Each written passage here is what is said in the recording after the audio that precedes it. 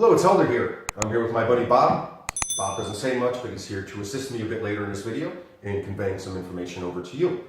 What I'm going to be discussing today is the tactical flashlight and its viable use as a self-defense tool. And basically I want to share with you 3 mistakes that I see students making often in my tactical flashlight course. So this is just an introduction to get you hopefully started, give you a few exercises to be able to get you to feel comfortable deploying your tactical flashlight. So let's go ahead and get started. Okay, so the first mistake that I see happening often is the way that they're accessing or drawing the actual weapon, right? To be able to deploy it, you gotta get it in your hand. Before we even worry about that, we have to worry about where are we going to attach this flashlight. You have to think about your natural operating environment. Are you in a cold climate? Are you gonna have jackets on? Do you normally operate with gloves on? Or are you more convenient keeping it in your pocket? For me, this is where I like to keep it because this is where I keep my folder. This is where I continually practice with my folding knife. So this movement of me reaching in my pocket, being able to get a shirt out of the way, has really been ingrained in me with thousands of repetitions. So why am I going to change that up when I add a different tool, right? We want to keep that muscle memory working for us, not add more confusion, especially in a combative situation. So keep aware, I usually have a shirt, I wear it on the outside, so I know that I always have to kind of get that shirt out of the way because if the shirt's covering up the light, right? And now it's a combative situation, I can't breathe, I'm nervous, all sorts of stuff is happening. The last thing that I'm going to be able to do is fumble with this shirt. So if I don't practice getting that shirt out of the way, really reaching in there, right? Like I'm really trying to get to the bottom of that pocket, hold on to that tactical flashlight and bringing it out, not going to bode very well, right? So you have to be aware of where you're attaching it on your person. Some people might put it on their belt, other people in their pocket, some people inside the jacket. Whatever you are going to, wherever you are going to attach it, make sure that that's where you're practicing from so that you get very proficient with that. The exercise that I would like for you to practice is to, let's say for argument's sake, this is an area in your home that you walk by multiple times a day. What I would like for you to do is place your tactical flashlight there, and every time that you walk by it, practice your draws, okay? Drawing your weapon. So, we're drawing your tool. So I have it here, I just walked by for the purpose of this scenario, picked up my flashlight, now I'm gonna practice drawing with it. And what I want you to do is to do 10 repetitions. So I'm placing it in where I would normally place it, all right? For you, it might be different. I'm in here, I'm going to practice 10 times. 1, reaching in there, getting it into my hand. Place it back in, do it again. 2, placing it back in. And what I want you to do is every time that you walk by this flashlight daily, you're gonna do 10 repetitions. From there, you're gonna put it back into your carry spot and you're gonna do 10 repetitions with your opposite hand. Right? So if you use the right to begin with like I did, now you're gonna use the left. And getting it in there, deploying it, pulling it out. I mean, obviously you're pretty much aware in a combative situation, you could use obviously the loss of being able to utilize your dominant hand, or it could be occupied with your opponent, right, doing something else, or it could have a different primary weapon, whatever the case may be. So you definitely do not want to be a one-trick pony. You want to be able to deploy both hands, and that's only going to come through practice. So exercise number 1, 10 repetitions of drawing with your right hand, 10 repetitions of drawing with your left hand. Okay, common mistake that I see, number 2, has to do with striking, or the lack of striking correctly. So when we are looking at our flashlight, there's basically 2 grips that we're going to utilize, or 2 positions. So first one would be a reverse grip. Okay, so picture this, the actual light part being the front of the light. That's kind of down towards the bottom. All right, so this would be the tip of the flashlight, or the tip of the tool that you're using. Right, so the tip would actually be down. Right, so that would be, let's say, a reverse grip position. And then your other position would be a forward grip. All right, where the tip is up pretty much, okay, on the front of the light.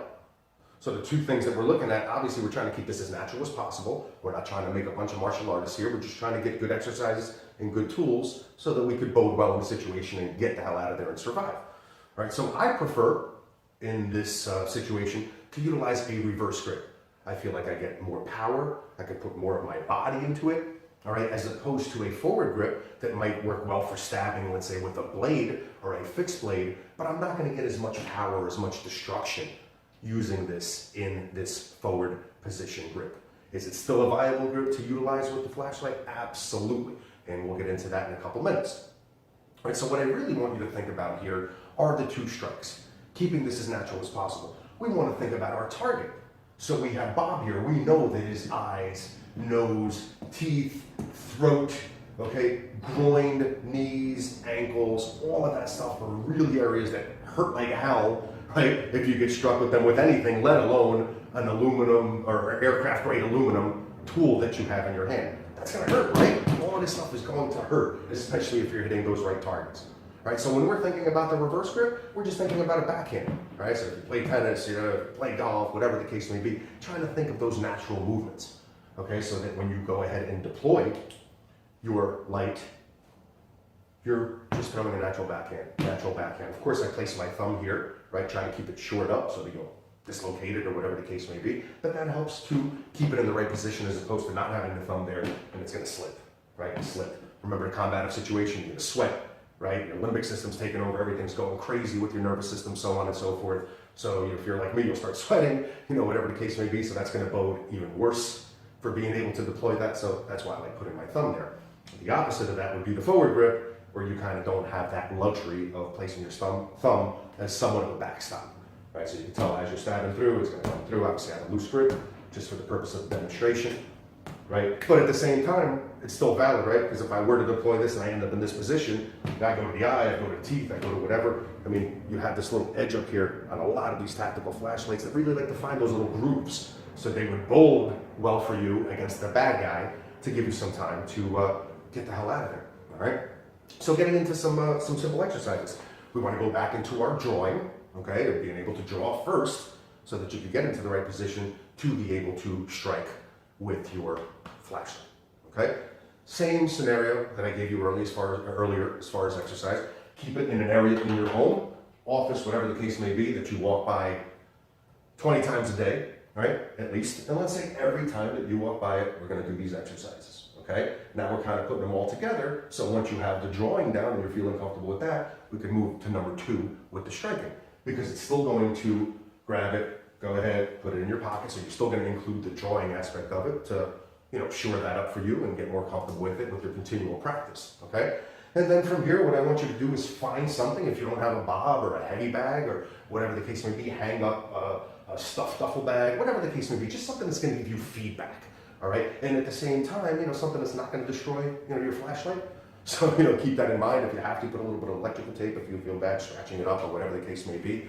But, at the same time, let's be real here, guys. This is a self-defense tool, primarily that you bought it for. So if you got a couple scratches on it, because of your learning process and your education, then I think it's okay, all right? No big deal. Get a Sharpie and color it back in. So keeping that in mind also is you don't want to hurt your bags or hurt Bob or whatever, so go about 60, 70%. What we're trying to do really is reprogram our nervous system, get those little nuances, get that muscle memory built, that proprioception, all of that other stuff, put in together. So, keep that in mind. That's really the main point here, not destroying your joints and everything else, as well as whatever tools you're working with, all right? So the practical application, once again, put it back into the location that you're gonna carry the most. Mine happens to be in my pocket.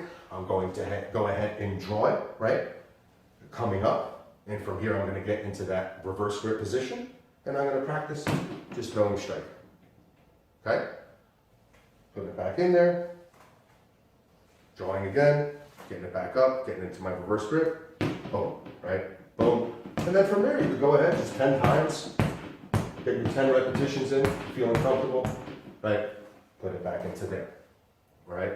From there, same scenario as before, we'll practice with the opposite hand, getting that into here, getting into your reverse grip position, once again, going right back into there, practice your 10 strikes, right, just throwing backhands, hammer fists, just very natural movement, all right? And you're gonna do 10 of those. Once you're done with 10 and 10, with the reverse grip, we're gonna go ahead with the forward grip. So from here, I'm gonna go ahead, move it out of the way, put it in here, bring it up, I'm in my forward grip, and just basically going with the stabbing movements. So once we do 10 repetitions with the forward grip, trying to hit vital targets, feeling what it's all about, put it back in, repeat with your opposite hand, drawing, pulling it out, deploying it, just simple stabs, movements that you made over and over and over, naturally in life, whether you're a martial artist or not. All right, so that is exercise number 2. Mistake number 3, gripping. There's usually 2 culprits, either over gripping right, are gripping too tightly, causing muscle fatigue, rigidness, lack of mobility. And then the flip side of the coin is too loose of a grip.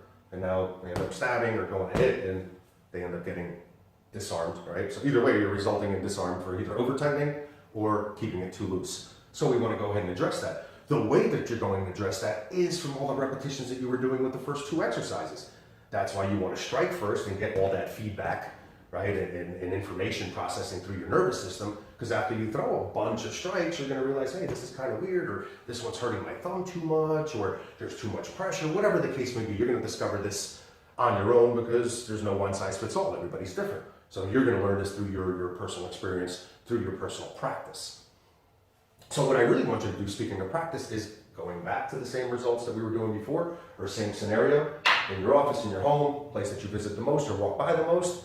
You're going to go ahead now putting everything together, because you've done a bunch of drawing, you've done a bunch of striking. That's how you gathered a bunch of information to now be able to address your grip. So you're going to place your flashlight where you've been practicing from, where you're most likely going to be able to draw from, right? And once again, I'm going to go ahead, draw my flashlight, get into the reverse grip. I'm going to go ahead and throw or deploy 10 different strikes, okay? From there, I'm putting it back in there, keeping a focus on the grip, too tight, too loose, whatever the case may be. I'm going to go ahead with my left hand, deploy again into reverse grip, and 10 strikes with the flashlight. From there, I'm going to bring it back into my right hand. I'm going to place it on the floor, all right? From the floor or the ground, I'm going to go ahead and pick it up, and you're going to see, all of a sudden you might be in forward grip, which 9 times out of 10 you are. That's why it's so important to practice in that forward grip, even though you might be more partial to the reverse grip, okay?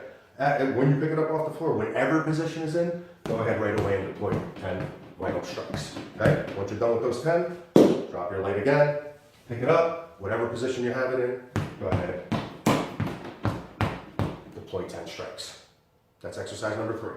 So bottom line is that if you choose to carry a tactile flashlight, especially as a self-defense tool, you got to practice with it. You got to put it through its paces. You have to make it part of you. And the more that you do that, the better you're going to fare in any type of combative situation. And that's what we want to do. We want to get back home, to our family, to our tribe, to our loved ones. And that's really what it's all about. That's why we all tend to do our best to try to